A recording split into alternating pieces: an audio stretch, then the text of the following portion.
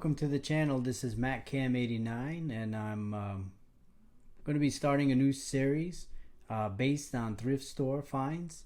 The location that I mainly go to in my hometown is there's a thrift store called Savers, and the one in my hometown I've actually been able to get some pretty good finds. In fact, a pretty large collection or a pretty large portion of my original Xbox collection is actually from Savers. Just recently, I just happened to go in there on a Sunday morning, and I got lucky. And somebody must have just dropped off a huge haul of Xbox original games, and they were having, if you spent X amount of money, you got a percentage off. So for me, if you spent $70, you got 30% off of your entire purchase. So I ended up getting at least, I want to say, about 20 Xbox original games, all Xbox that day, and I got them for a really good price. I think I ended up paying like $45 after the 30% off. So it was a huge haul for my Xbox collection. Again, I'm starting a new series where I'll be doing episodes based on what I find at Savers. Everything that you're going to see in this new series is everything that I have found in 2023. So it's all this year. It's not stuff that I've got 5 years ago or things like that. I actually just started going there, and I'm actually going to be showing you some other cool finds that I get there as well. This episode, I'm actually excited to show you a laptop that I got. That's pretty cool, and I'll be showing you the footage of that laptop. It's a Sony Vaio, and it was sitting on a shelf, and it was $6.49. So it was a great price for what it was, but I ended up noticing that there was no power cord for this laptop.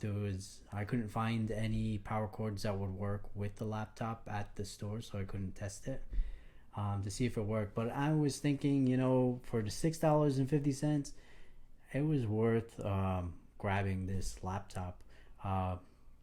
I've always kind of wanted a Windows XP machine, and said Windows XP on it. It's a Sony Vaio, so it's a decent laptop. I've always had good luck with them in the past when Sony was making laptops.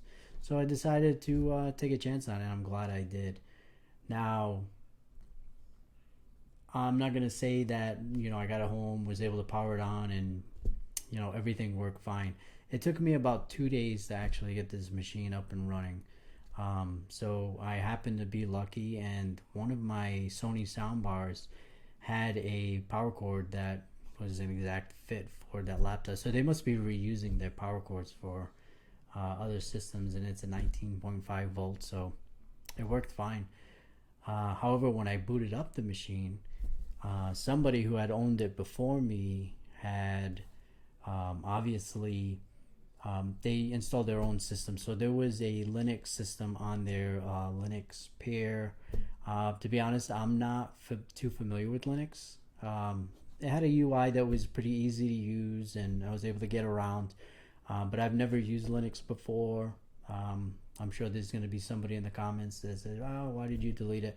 But I'm really a Windows guy, or a Mac.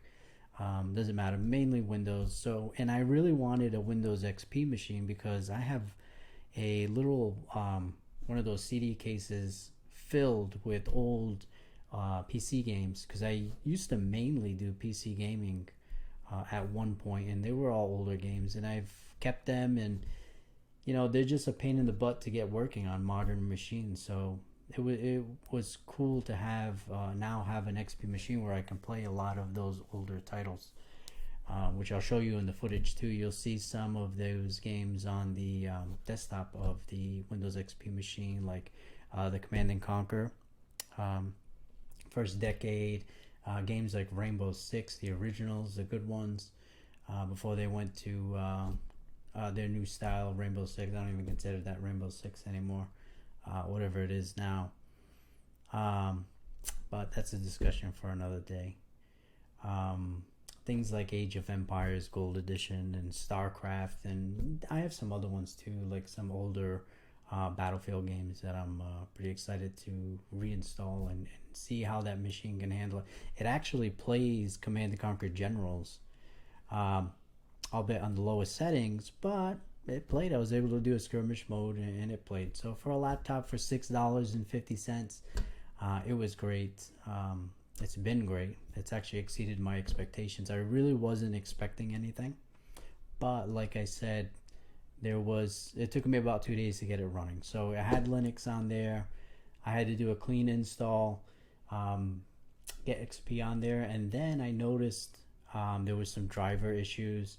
It took me, honestly, the most time is to get the driver working for the graphics card on there. It has a ATI Mobility 7500C, and it was a pain in the butt to get that to work. I think I kind of got it by accident, but it is working now. Um, when I was playing the games, I noticed initially that, um, and I wish I had taken video footage of the whole process. Next time I get a find like that, I'm gonna do that from beginning to end and show you the process that I went to, because I don't want to be misleading and say, hey, you're gonna go to Savers, you'll find a laptop like this, and boom, you get it home and it's gonna be a great XP machine. I was having a lot of issues with it where the game would play awesome in the beginning, and then all of a sudden it would just become like a slideshow. So I figured, it's a really old laptop. I think this one is from 2001. So I figured it needed a good cleaning. So I took it apart, and my suspicions were pretty correct. Had a little bit of dust bunnies in there. Thank God there was no bugs or anything like that. You never know with that kind of stuff.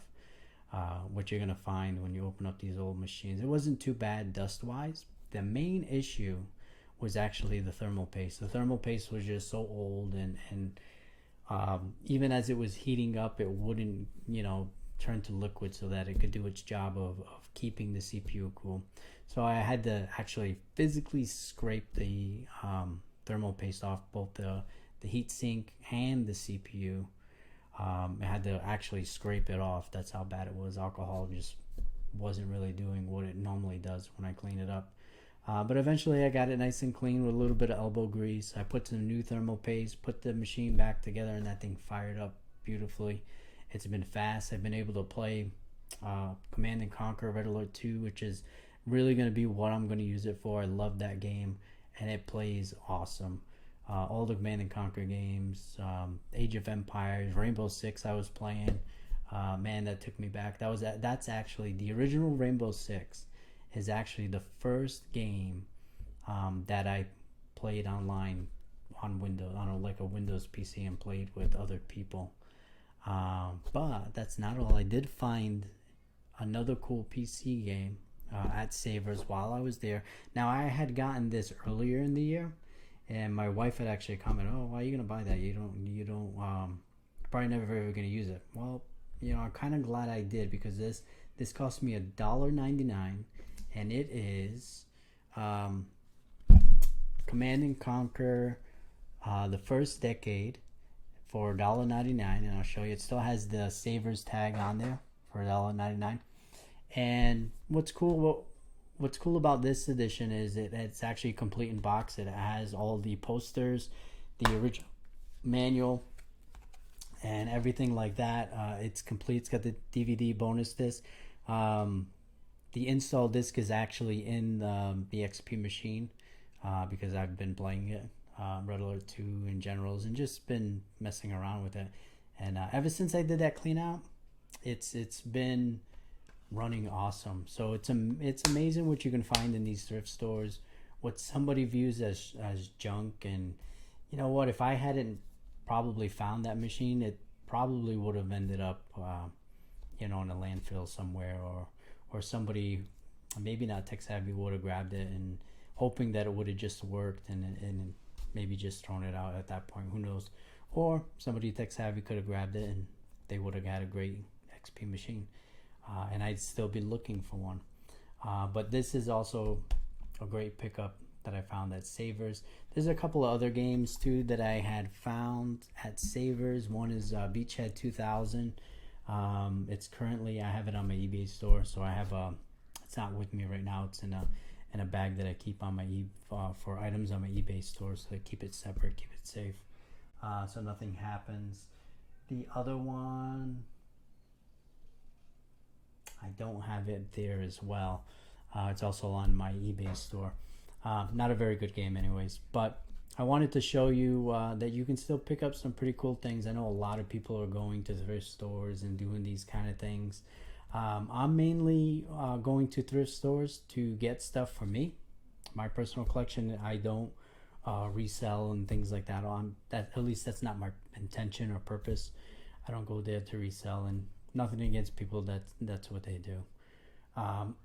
But just wanted to share this quick video. I'm actually in episode 2. I think I'm going to do my Xbox collection. At least it'll probably be a shorter video than this one.